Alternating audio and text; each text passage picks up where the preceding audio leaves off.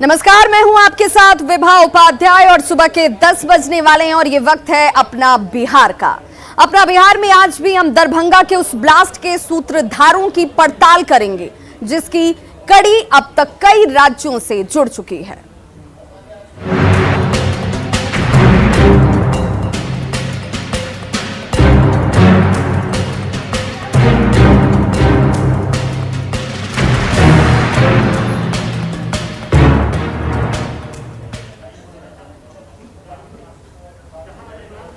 तो दरभंगा ब्लास्ट से जुड़ी हुई बड़ी खबर इस वक्त सामने आती हुई, जांच एजेंसी के हाथ सीसीटीवी फुटेज जो है वो लग चुका है। सूत्रों के हवाले से ये बड़ी जानकारी इस वक्त सामने आ रही है।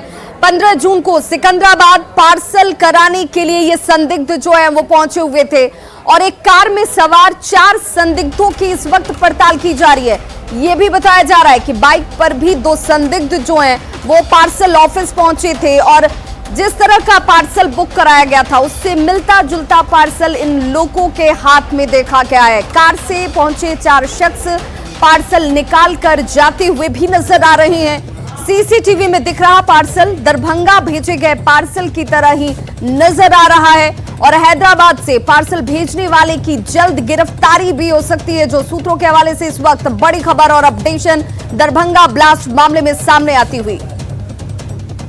तो देखिए, जो सीसीटीवी फुटेज और जिस सीसीटीवी फुटेज के जरिए इस वक्त इन कार से पहुंचे हुए 4 संदिग्धों की बात सामने आ रही है या बाइक से पहुंचे 2 संदिग्धों की बात सामने आ रही है, ये वो सीसीटीवी फुटेज हैं जो पार्सल के इस ऑफिस के बाहर लगाए गए थे। यानी आने जाने वाले लोगों के ऊपर निगरानी इन सीसीटीवी कैमरों से रखी जाती है और ऐसे में दूसरा सीसीटीवी जिसके रिट्रीव करने की बात भी सामने आ रही है कि अब उसे भी रिट्रीव कर लिया गया है। उसमें क्या वो शख्स का चेहरा नजर आ रहा है, ये कौन से लोग हैं और इनकी तलाश में एटीएस जो है वो इनकी गिरबान तक कब तक पहुंच पाती है। इन्हें गिरफ्तार करने का हालांकि बहुत जल्द दावा भी किया जा रहा है। और अब तक जो जानकारी मिली है उस जानकारी के मुताबिक क्या कुछ जो है वो अब तक होता नजर आ रहा है और अभी तक क्या नहीं मिल पाया है। इसके बीच दरभंगा ब्लास्ट के तार जुड़े हो सकते हैं। ये तमाम चीजें इस वक्त सवालों के दायरे में हैं और ये साफ है कि सिकंदराबाद से पार्सल भेजा गया था, लेकिन दरभंगा में कौन रिसीव करने वाला था ये अब तक साफ नहीं हो पाया है। तो देखिए, अब तक जो जानकारी मिली है वो ये कि मोहम्मद सुफियान के नाम का ये पार्सल था, लेकिन भेजने वाले की जानकारी अब तक नहीं मिल पाई है।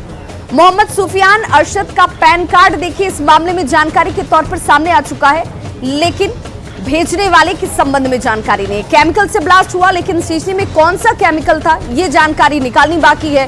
कपड़े के बीच शीशी में केमिकल था, लेकिन केमिकल क्या दरभंगा मॉड्यूल के हिसाब से यहां पर रखा गया था, क्या उस तरीके से उसका इस्तेमाल हो रहा था, ये तमाम तफ्तीश के दायरे में है। सिकंदराबाद से ये पार्सल जरूर भेजा गया, दरभंगा में से कौन रिसीव करता ये जानकारी निकालनी बाकी है। तो ये वो तमाम जानकारियां जो अब तक हासिल हुई हैं और जिन जानकारियों के बारे में पता लगाना बाकी है, इससे जानकारी के तौर पर जांच एजेंसियां जल्द से जल्द पता करने की कोशिश में लगी हुई हैं। और देखिए, ये तमाम चीजें जो सवालों के तौर पर इस वक्त सभी के जहन में दौड़ रही हैं, इसे लेकर जांच एजेंसियां लगातार दिन रात काम कर रही है। हमारे सहयोगी विपिन दास हमारे साथ इस वक्त दरभंगा से लाइव जुड़ गए हैं। विपिन, लगातार 15 तारीख से लेकर 17 तारीख जिस दिन ब्लास्ट होता है और उसके बाद आज तक की तारीख यानी कि 22 तारीख तक कई चीजें जो हैं, कई क्लूज जो हैं वो जांच एजेंसियों के हाथ लगे हैं और कई चीजों को अभी जानकारी के तौर पर आना सामने बाकी है। लेकिन क्या हम ये माने कि अब बहुत जल्द मोहम्मद सुफियान हो या फिर जिन संदिग्धों की बात कही जा रही है वो अब सामने होंगे, गिरफ्त में होंगे?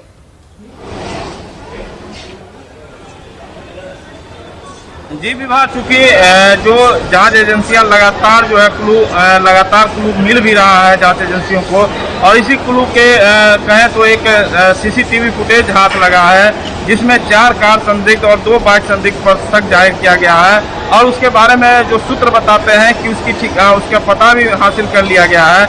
आज से लेकर कल तक उसको पुलिस हिरासत में लेकर पूछताछ करेगी। उसके बाद पता लगेगा कि जो संदिग्ध उस पर शक जाहिर किया जा रहा है क्या वो उसमें से तो नहीं है। लेकिन जिस तरीके से जांच एजेंसियों ने जो बताया है कि अभी अंदर की फुटेज खंगालना बाकी है, लेकिन बाहर पार्सल के बाहर लगे कैमरे से जो दिख रहा है उसमें वो कार सवार बड़ी सावधानी से उस जो पार्सल यहाँ भेजा गया था उससे मिलता जुलता पार्सल को बड़ी सावधानी से ले जाते हुए दिख रहे हैं। तो जांच एजेंसी के रडार पर वो 4 शख्स तो हैं ही और एक बाइक सवार पर भी जो है एक बाइक से 2 सवार जो आए हुए थे उस पर भी शक है। तो ऐसे में लगातार जांच एजेंसियों को क्लू मिलता जा रहा है और जो वहाँ जांच अधिकारी पहुँचे हुए हैं उनकी माने तो बहुत करीब हैं और 1 से 2 दिन में वो सारे खुलासे कर दिए जाएंगे। बिल्कुल विपिन, एफएसएल की जांच रिपोर्ट को लेकर के भी बात अभी इंतजारों के दायरे में ही है, क्योंकि ये कहा जा रहा था कि कल एफएसएल की रिपोर्ट आ जाएगी, लेकिन आज एक बार फिर से उसका इंतजार किया जा रहा है। देरी के पीछे की वजह कुछ सामने आ रही है?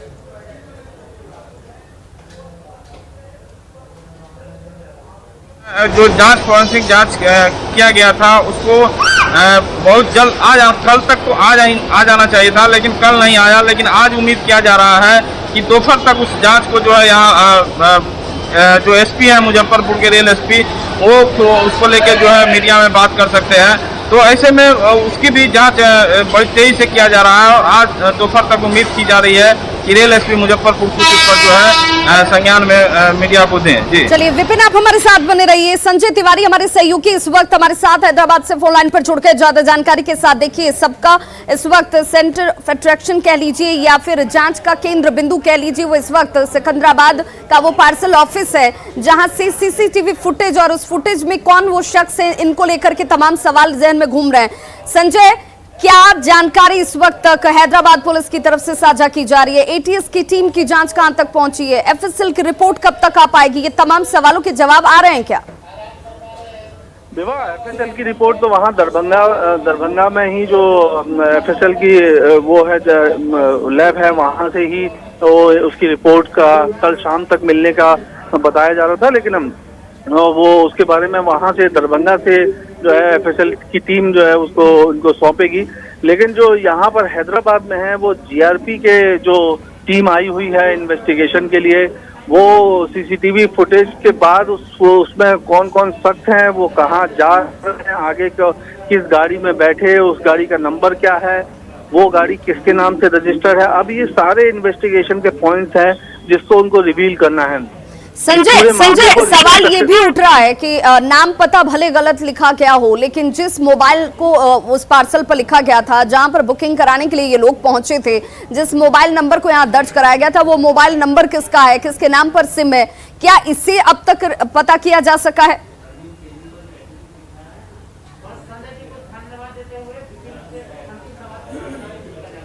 उन्होंने जो मोबाइल है वो मोबाइल का नाम और पता वो किसके नाम से नंबर मौजूद है वो पता किया है, और वो गलत मोबाइल नंबर है, क्योंकि जो जिसके नंबर पे वो मोहम्मद सूफियान के नाम से वो मोबाइल नंबर दर्ज नहीं है। तो ये सबसे बड़ी बात है कि किसी गलत नंबर उसमें लिखाया गया है। क्यों लिखाया गया, यही इन्वेस्टिगेशन का पार्ट है और जाहिर तौर पर इसमें साजिश की बू आती है।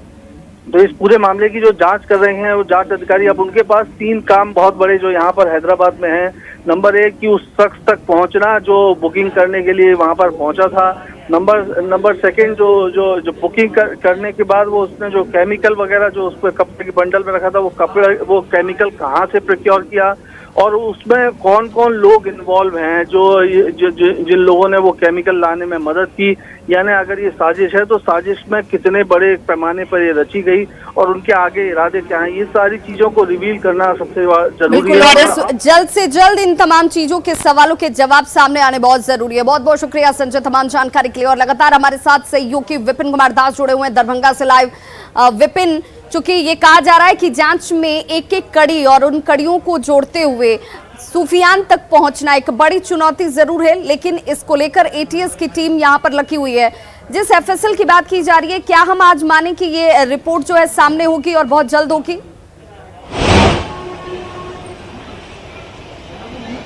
देखिए, जो जांच एजेंसी है उनका भी जो पूरा फोकस जो है वो फोरेंसिक टीम के जांच के बाद ही यहाँ पर जो है हलचल आएगा।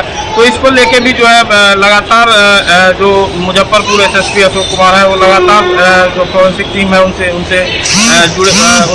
डाटा लेने के लिए है, लेकिन अभी तक उनके द्वारा दिया नहीं गया है। तो जैसे ही वो आएगा उसके बाद ही जो है पता चल पाएगा कि आखिर वो सीसी में कौन सा केमिकल था, विस्फोटक पदार्थ था कि क्या था, लिक्विड क्या था, उसका क्या उपयोग होना था। तो ये जांच अभी जो इंतजार है जब तक फोरेंसिक टीम मुजफ्फरपुर एसएसपी को नहीं सौंपती है। जी विपिन, आखिर में ये भी कि क्या उस ब्लास्ट के बाद अब रेलवे की तरफ से बुकिंग के दौरान या फिर जब उसे रिसीव किया जाता है उस दौरान सुरक्षा मानकों का ध्यान रखा जा रहा है? क्या कुछ तब्दीली नजर आती है उस ब्लास्ट के बाद से अब तक?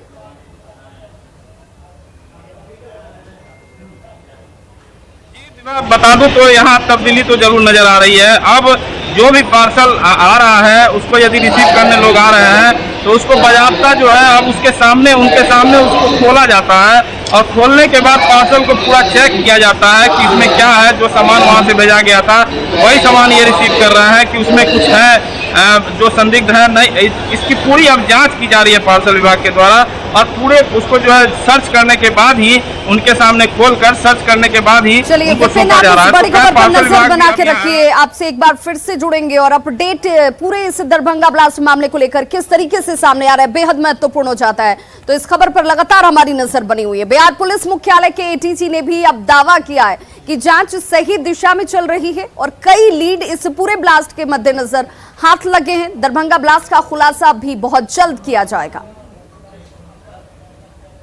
विस्फोटक सामग्री से संबंधित जो भी कोई घटना होती है तो एक स्टैंडर्ड ऑपरेटिंग प्रोसीजर के रूप में पुलिस मुख्यालय उनको विशेष गंभीरता से लेता है और उनके मॉडस ऑपरेंडाई के हिसाब से उस पर जो है निर्णय लिया जाता है कि कहाँ से अनुसंधान होगा, किस प्रकार का होगा, कैसे कैसे होगा और कहाँ से समन्वय किया जाएगा। एक स्टैंडर्ड ऑपरेटिंग प्रोसीजर के रूप में जो हमारी विशेषज्ञ इकाई है पुलिस मुख्यालय की, वो उसकी हर एक की प्रारंभिक जांच तो करती ही है। तो उसी क्रम में जो है हमारी इकाइयों ने जो है जांच की है और जो जिला पुलिस और रेल पुलिस हैं उनको आवश्यक अनुसंधान में सहयोग और टेक्निकल असिस्टेंस भी प्रोवाइड किया गया है और अनुसंधान चल रहा है और सूत्र मिले हैं और उसका जो है शीघ्र ही उद्भेदन भी हो जाएगा। तो एडीजी पुलिस मुख्यालय जितेंद्र कुमार को आप सुन रहे थे, जिन्होंने सीधे तौर पर कहा कि देखिए जांच सही दिशा में चल रही है, हम संतुष्ट हैं और बहुत जल्द जो भी इस पूरे प्रकरण में शामिल है उन तक पहुंचने की कोशिश की जा रही है। कई क्लूज जो है वो हाथ लग चुके हैं लेकिन कई जानकारियां अभी मिलनी बाकी हैं। हर रोज इस पूरे ब्लास्ट के मद्देनजर कई अपडेशन सामने आते हुए जिसमें अब रिट्रीव करने की बात कही जा रही है कि जो सीसीटीवी फुटेज है उसे रिट्रीव कर लिया गया है। बाहर के सीसीटीवी फुटेज में संदिग्धों के तौर पर 6 लोगों की पहचान जो है वो की गई है, जो मिलते जुलते जिस तरह के पार्सल को दरभंगा भेजा गया था सिकंदराबाद से उसी तरह के पार्सल को लेकर के पार्सल ऑफिस में जाते हुए नजर आ रहे हैं। अब इन 4 से 6 लोग जो कि बाइक से पहुंचे हुए 2 लोगों की संख्या बताई जा रही है और कार से 4 लोग पहुंचे थे, इन सभी की तलाश और इनसे पूछताछ का क्रम जो है बहुत जल्द सामने आ सकता है।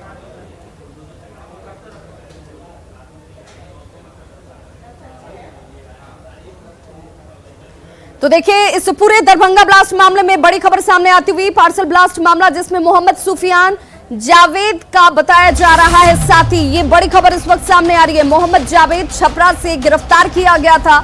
कश्मीर में आतंकियों को हथियार सप्लाई करता है जावेद, जिससे सुफियान के तार जुड़े हुए हैं। एटीएस की टीम कश्मीर जाकर मोहम्मद जावेद से इस बाबत पूछताछ कर सकती है। ये बड़ी खबर और अपडेशन एटीएस सूत्रों के हवाले से सामने आती हुई, जिसमें कश्मीर जेल में मोहम्मद जावेद से पूछताछ की जाएगी, जो जेल में इस वक्त कश्मीर में बंद है और इससे सुफियान के तार जुड़े हुए बताए जा रहे हैं। मोहम्मद सुफियान जावेद का साथी बताया जा रहा है और ऐसे में जावेद से पूछताछ बहुत जल्द संभव है।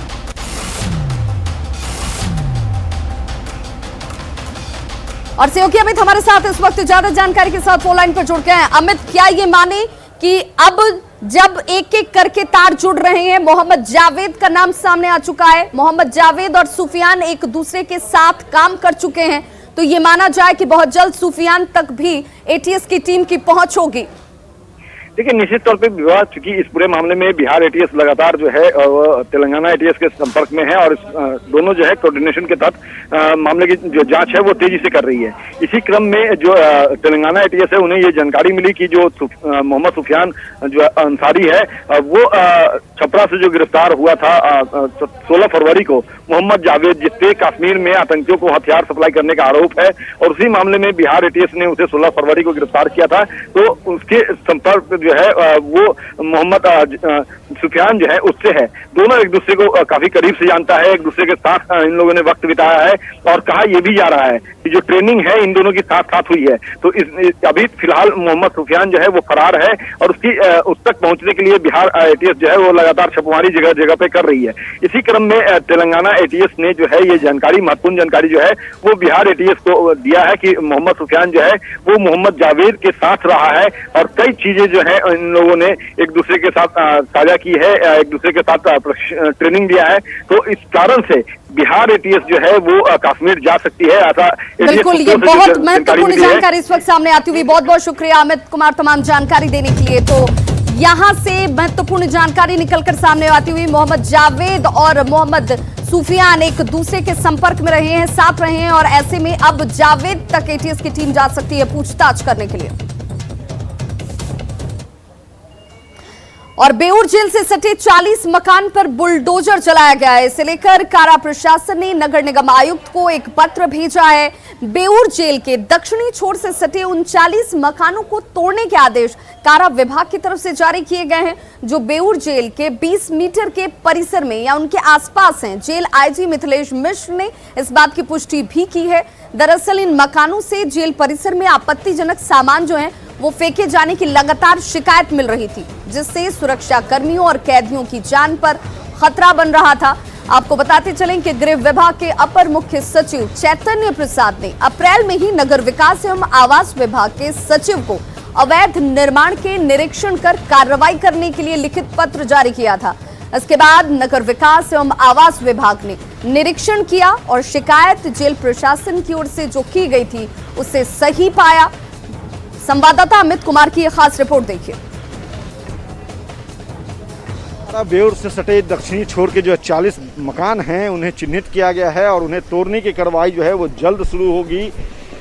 जेल प्रशासन ने कारा महानिरीक्षक ने जो है मिथिलेश मिश्रा ने इसकी पुष्टि की है और उन्होंने बताया है कि जो बेऊर जेल है उनसे सटे हुए जो दक्षिण छोर के जो मकान हैं, 40 ऐसे मकान हैं जिन्हें चिन्हित किया है, उन्हें तोड़ने की को लेकर के जो नगर आयुक्त हैं उनसे जो है अपील की गई है। उन्हें जो है निर्देशित किया गया है कि आप जो है इन मकानों को जो है जल्द से जल्द जो है तोड़ें, चूँकि 20 फीट की जो परिधि है बेऊर जेल से सटे हुए दक्षिण छोर के, वहाँ से उन भवनों से, उन मकानों से जो है कई आपत्तिजनक सामान जो है वो बेऊर जेल में फेंक दिए जाते हैं और लगातार जो है वो जो कैदी हैं या फिर जो संतरी हैं उन्हें भी खतरा बना रहता है। वॉच टावर से भी ऊंचे मकान हो चुके हैं बेऊर जेल के आसपास के और इसी बात को ध्यान में रखते हुए कारा विभाग ने जो है पटना नगर आयुक्त को जो है वो आदेश किया है कि आप इन मकानों को तोड़ दीजिए और इन मकानों को तोड़ने की कार्रवाई जो है वो बहुत जल्द शुरू होगी।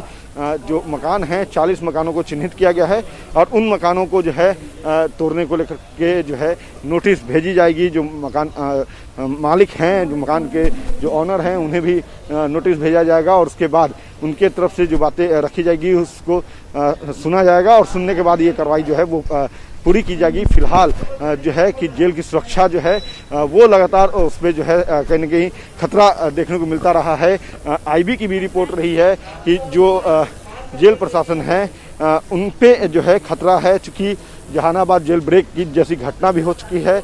उसके अलावा जो है पिछले कुछ सालों में पहले जो है बेऊर जेल के पीछे के छोर पे जो है वो असलाहे मिले थे, काफ़ी भारी संख्या में जो है गोली और जो है हथियार मिले थे और उसके बाद से ही आईबी की ये रिपोर्ट भी आई थी कि जेल जो है वो खतरे के रडार पे है, चूँकि कई मकान जो है वो बेऊर जेल से सटे हुए हैं और उनकी जो मकान की जो लेवल है वो बेउर जेल के वॉच टावर से काफ़ी ऊंचा हो चुका है। तो ऐसे में जेल की सुरक्षा जो है वो कहीं ना कहीं सवाल के घेरे में आ चुका है। और इन्हीं बातों को ध्यान में रखते हुए कारा जो महानिरीक्षक हैं मिथिलेश मिश्र, उन्होंने पत्र लिखा और इस पूरे मामले की जांच होने के बाद जो है ये आदेश जारी किया गया है कि इन मकानों को जल्द तोड़ा जाए। कैमरा पर्सन मनीष जुनेजा के साथ अमित कुमार, न्यूज 18 पटना। मॉनसून की पहली बारिश में ही पूर्वी चंपारण के कई गांवों में बाढ़ का प्रकोप शुरू हो गया है। जून और जुलाई का महीना शादी विवाह के लिए भी होता है और ऐसे में गांव में पानी आ जाने के बाद अब नाव पर ही बारात दरवाजे पहुंच रही है। तस्वीरें आपके सामने है। पूर्वी चंपारण के केसरिया के ढेखा पंचायत में बीती रात एक बारात नाव से लड़की वालों के दरवाजे तक पहुंची। बारात के लिए नाव की सवारी की व्यवस्था खुद लड़की पक्ष ने की थी और बाढ़ के पानी के बीच ही धूमधाम से शादी जो है वो रचाई गई। शादी कई महीने पहले तय हुई थी, लिहाजा 18,000 रुपए में 3 नाव किराए पर मंगाई गई और शादी संपन्न हुई।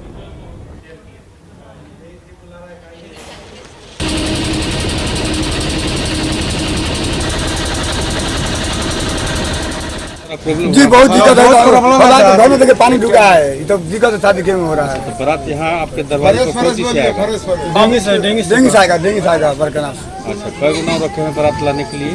2 बरकना है जी। आगे को देख पानी डरे पानी है ना, उससे कुछ होगा तो बरकना पे। बाढ़ से हमारे पंचायत में 8 वार्ड पूर्ण से प्रभावित हैं। कल से ही नाव की जरूरत है। बहुत कहने सुनने के बाद आज 8 वार्ड में 8 नाव चल रही है।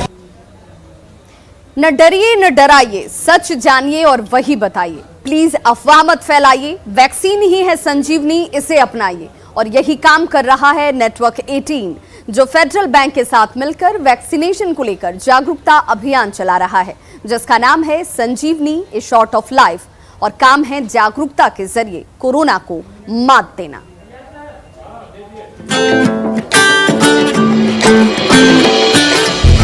लगा जरा टीका लगा, जब अपनी बारी आए टीका लगा। हो ये जो ढाल सी है वो कमाल सी है, संजीवनी आई यहाँ। टीका लगा जरा टीका लगा, जब अपनी बारी आए टीका लगा। टीका लगा जरा टीका लगा, जब अपनी बारी आए। टीका लगा जरा टीका लगा, जरा टीका टीका टीका टीका लगाया क्या? तो खबरों का सिलसिला लगातार जारी है। आप देखते रहिए न्यूज 18 बिहार झारखंड।